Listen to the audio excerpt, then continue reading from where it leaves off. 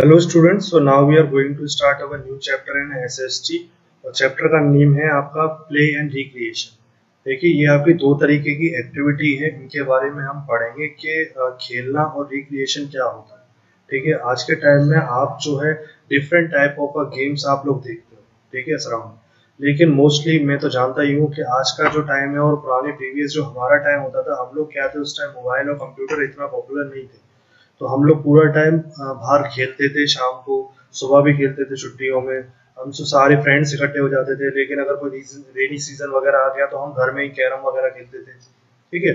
तो काफी गेम्स हो जाते थे, या हम कहीं घूमने जाते थे तो हम वहां पर भी कुछ एक्टिविटियां खेलते थे सब पेरेंट्स मिलकर।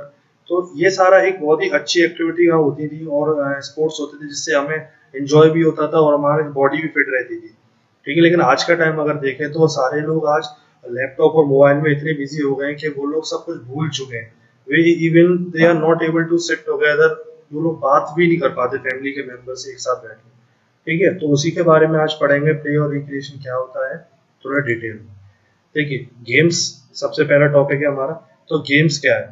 एक ऐसी एक्टिविटी है जो कि रूल्स और रेगुलेशन के थ्रू खेली जाती है, और ये इस गेम खेलने का मकसद होता है कि उसको जीतना, यानी अपोनेंट जो होती है टीम, उसको हराना, ठीक है। जस्ट लाइक जैसे कोई भी गेम खेल लो, क्रिकेट खेल लो, कैरम खेलो, तो दो लोग खेलते हैं या एक टीम खेलती है, तो क्या करोगे इस गेम? बस खेलोगे आप, ये मतलब वो बॉल डाले जा रहा है, आप बैट से मारे जा रहे हो, उसका कुछ रिजल्ट भी तो आना चाहिए, तभी तो डिक्लेयर होगा कि वो जीता कौन या हारा कौन। सब कुछ रूल्स के अंदर होता है कि आपको इधर शॉट नहीं मारना, ये करना है, ये आउट हुआ, हर चीज के एक रूल्स होते हैं। तो वो होता है हमारा गेम, कुछ ऐसी एक्टिविटी जो कि रूल्स एंड रेगुलेशन से खेली जाती है और जिसका मकसद होता है कि हम लोग इसे जीतें, ठीक है, उस पहेली को सॉल्व करें। तो देखिए दो तरीके के गेम आप लोग खेलते हो, नेमली इंडोर एंड आउटडोर। तो सबसे पहले देखते हैं इंडोर गेम्स क्या होता है। तो game that are played inside the house, जो गेम्स जो आप घर के अंदर खेलते हो, क्लब हाउसेस में खेलते हो और स्कूल के अंदर खेलते हो। स्कूल के अंदर का मतलब है बिल्डिंग के अंदर। स्कूल के अंदर तो आप प्लेग्राउंड भी आता है, वहां नहीं, बिल्डिंग के अंदर जब अगर आप खेलते हो तो वो होते हैं इंडोर गेम। तो कुछ ऐसे एग्जांपल अगर मैं इंडोर गेम्स की बात करूं तो जैसे चेस है, कैरम है, लूडो है, ये क्या है? Indoor games. तो देखिए इंडोर गेम हम लोग कब खेलते हैं? जैसे आपका बाहर रेनी सीजन हो गया, या आपकी बहुत ही ज्यादा धूप पड़ रही है बाहर, हम लोग नहीं खेल पा रहे बाहर जाकर, ठीक है, या टीम अप करने के लिए काफी कम लोग हैं, तो हम लोग इजीली घर पर बैठ के अपना इस तरीके से इंडोर गेम खेल सकते हैं, ठीक है। अब इसमें स्पेस भी कम चाहिए होता है और आपके पास छोटे मोटे गेम्स की एसेसरीज होती हैं, आप उसे खेल सकते हो, ठीक है, इजीली आराम से बैठकर। उसके बाद देखिए कुछ ऐसे इंडोर गेम्स को नेशनल लेवल पर, यानी कि इंडिया के अंदर नेशनल लेवल पर और इंटरनेशनल लेवल पर भी खेला जाता है, बाहर भी खेला जाता है, ठीक है। और इनकी चैंपियनशिप्स भी होती हैं अलग अलग, जैसे वर्ल्ड स्क्वैश चैंपियनशिप, ठीक है, दूसरी हमारे volleyball championship, world chess championship. तो अलग अलग तरीके की हमारी चैंपियनशिप्स भी होती हैं जो कि हमारी इंटरनेशनल लेवल पर खेली जाती है। तो इसका मतलब ये नहीं है कि हम सिर्फ ये जो गेम खेल रहे हैं वो सिर्फ अपने फन के लिए खेल रहे हैं, आप इसके थ्रू अपने कैरियर भी बना सकते हो और आगे जाके इससे अर्निंग भी कर सकते हो। तो काफी चीजें इसके अंदर, ठीक है, और आपका हेल्थ एंड माइंड भी सही रहेगा इससे। उसके बाद हमारा आता है आउटडोर गेम्स। आउटडोर गेम्स वो होते हैं जिसके लिए हमें बाहर जाना पड़ता है खेलने और प्लेग्राउंड्स की जरूरत पड़ती है, जैसे हमारे क्रिकेट, हॉकी और फुटबॉल, कुछ ऐसे गेम्स हैं जिसके लिए हमें आउटडोर गेम्स कहते हैं, एग्जाम्पल है। तो इनकी भी, ये भी हमारे इंटरनेशनल और नेशनल लेवल दोनों पे खेले जाते हैं। जैसे फीफा हमारा वर्ल्ड कप है जो फुटबॉल के लिए माना जाता है, और आईसीसी क्रिकेट वर्ल्ड कप है जो क्रिकेट के लिए। एडवांटेजेस देखते हैं, गेम खेलने के एडवांटेजेस क्या है। तो देखिए आप जब गेम खेलते हो तो उससे आप बड़े खुश रहते हो, उसके बाद आपकी बॉडी रिलैक्स रहती है। आउटडोर गेम्स आप खेलते हो तो उससे आपकी बोन्स जो होती है वो हेल्थी होती है, ग्रोथ होती है आपकी मसल्स की, और आप फिजिकली फिट भी रहते हो। आपका जो गेम आप जब खेलते हो तो मेंटली आप अच्छे रहते हो, और आपका जो पढ़ाई में कंसंट्रेशन है वो भी आपका इम्प्रूव होता है इससे, ठीक है। तो आप गेम खेलिए, उसके लिए भी वक्त निकालिए, और अपने साथ में अपनी पढ़ाई भी कंटिन्यू रखिए, ठीक है।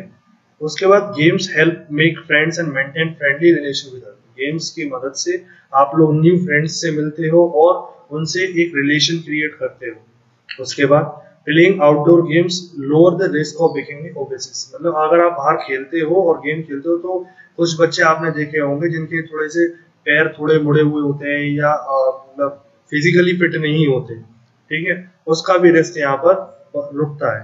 आपकी इंटरनल प्रॉब्लम हो जाती है स्टमक की, किडनी की, हार्ट की, वो भी यहाँ पर बहुत ही कम हो जाता है यहाँ पर रिस्क। और गेम जो है हमें ये भी टीच करता है how to work in a team, हमें टीम में कैसे काम करना है इसके भी आप सीखते हो गेम। उसके बाद आपका आता है रिक्रिएशनल एक्टिविटी। तो देखो रिक्रिएशनल एक्टिविटी क्या होती है, जैसे अगर आप लोग विजिट करते हो कुछ प्लेसेस पे, हिली स्टेशन गए आप, या कहीं आप बीचेस पर गए, कुछ मतलब वेकेशन बनाने के लिए आप एम्यूजमेंट पार्क, जू, ये सारी जगहों पर कहीं भी जा सकते हो, हरिद्वार, ऋषिकेश, कुछ भी जगह ऐसी जगह है जहां आप जाते हो, वहां पर जाके आप लोग फ्री टाइम में अपनी फैमिली के साथ एंटरटेन करते हो, आपस में खेलते हो। मतलब इसमें और गेम में जो हमने अभी लास्ट टॉपिक पढ़ा, इन दोनों में बस फर्क इतना है कि यहाँ पर भी आप खेलते हो, आप एंजॉय करते हो फैमिली के साथ, वहां भी करते हो, लेकिन वो एक रूल्स एंड रेगुलेशन के थ्रू जीतने का मकसद होता है। लेकिन यहाँ पर क्या होता है, आप सिर्फ फन कर रहे हो, तो एंटरटेन हो रहे हो, ठीक है। We do many such activity, जैसे कुछ एक्टिविटी फैमिली और फ्रेंड के साथ करते हो, जैसे we go on picnics, travel a new places, go for a movies, restaurant में खाना खाना, विजिट करना फ्रेंड्स एंड रिलेटिव के साथ। तो ये सारी कुछ एक्टिविटीज हो गई रिक्रिएशनल एक्टिविटी, ठीक है। We also celebrate different occasion, festivals, हम लोग अलग अलग जो होते हैं उनको हम सेलिब्रेट करते हैं अपने फ्रेंड और फैमिली के साथ। और ये एक्टिविटी क्या है, हमें बड़ी हैप्पी रखती है, मतलब जिन लोगों से हम लोग काफी समय से नहीं मिले होते, ये एक मौका देती है ऐसी एक्टिविटी कि आप उन लोगों से मिलो। जैसे आपने ट्रेन में सफर किया होगा, रेलवे में, तो कितना अच्छा उसका एटमोसफेयर लगता है कि हमें जिस जगह जा रहे हैं उससे ज्यादा हमें ये अच्छा लगता है कि हमें उस ट्रेन में 12 to 13 आवर 14 आवर ट्रेवल करने का अलग ही एक्सपीरियंस होता है।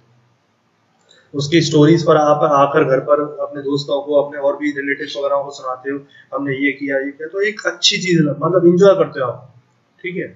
उसके बाद हमारा थर्ड टॉपिक है हमारा हॉबीज। तो देखिए हॉबी क्या है, ये कुछ ऐसी एक्टिविटी है जो आप फ्री टाइम में करते हो, ठीक है। एक आपकी पढ़ाई है, ये आपका काम है, खेलना आपका काम है, लेकिन कुछ ऐसी एक्टिविटीज हो गई जो आप फ्री हो तब आपको करना अच्छा लगता है। तो हॉबीज जो है mainly based on the person interest, और ये जो हॉबीज होती हैं वो उन्हीं पर निर्भर करती हैं कि जो इंसान का या किसी बच्चे का उस किसी चीज में इंटरेस्ट है। जैसे कि अगर मैं एग्जांपल कहूँ तो कुछ बच्चों को इंटरेस्ट होगा डांसिंग में, कुछ को म्यूजिक में, कुछ सिंगिंग में, ड्राइंग हो गया, पेंटिंग हो गया, क्राफ्ट की कुछ एक्टिविटी बनाना, न्यूज़पेपर कटिंग करना, ये सारी चीजें, रीडिंग, गार्डनिंग, पेड़ पौधों के पास जाकर, या आपको स्पोर्ट्स खेलना। तो ये सारी क्या चीजें, कुछ ऐसी एक्टिविटी है जिसको आप फ्री टाइम में करना पसंद करते हैं, तो इनको क्या कहते हैं आप, ये हॉबीज के कुछ ऐसी एडवांटेजेस क्या है। They help us relax and refresh, ये हमें जो बाकी आपके जो काम होते हैं उनसे रिलैक्स फील कराते हैं और रिफ्रेश कर देते हैं माइंड को। फ्रेंड और फैमिली के साथ एक बॉन्डिंग क्रिएट करते हैं, अगर आपको कोई चीज नहीं आ रही होती तो आपके भाई और बहन आ जाते हैं उसमें हेल्प करने के लिए, चलो मैं भी करा देता हूँ, तो सब लोग एक साथ बैठ जाते हैं। एक आपका न्यूली टैलेंट भी डेवलप हो रहा होता है इस जगह पे, है ना। अगर आप पढ़ाई कर रहे हो, इधर स्पोर्ट्स भी कर रहे हो, फ्री टाइम मिला, आपने एक डांसिंग भी सीखने लग गए, तो आपके अंदर एक टैलेंट भी डेवलप हो रहा है। हो सकता है भविष्य में ऐसा काम आ जाए, नहीं भी आए तो ये भी एक बहुत अच्छी चीज है, ठीक है। उसके बाद एक लास्ट में कंक्लूजन के तौर पर भी दिया, we must play and participate in the recreational activity, हमें गेम्स खेलने चाहिए और ऐसी जगहों पर घूमने जाना चाहिए अपने फैमिली फ्रेंड्स के साथ। और सेम टाइम पे we must take our some hobbies, हमें कुछ अपनी एक हॉबीज भी बनानी चाहिए, और दूसरे लोगों को, जो लोग मतलब बोरिंग रहते हैं या चुपचाप रहते हैं, ठीक है, उनको भी एनकरेज करना चाहिए कि आप भी हमारे साथ आओ और इसमें एंजॉय करो फ्री टाइम, ठीक है। आई होप आपको ये चैप्टर पसंद आया होगा और समझ में भी आया होगा। So thank you class, thank you so much.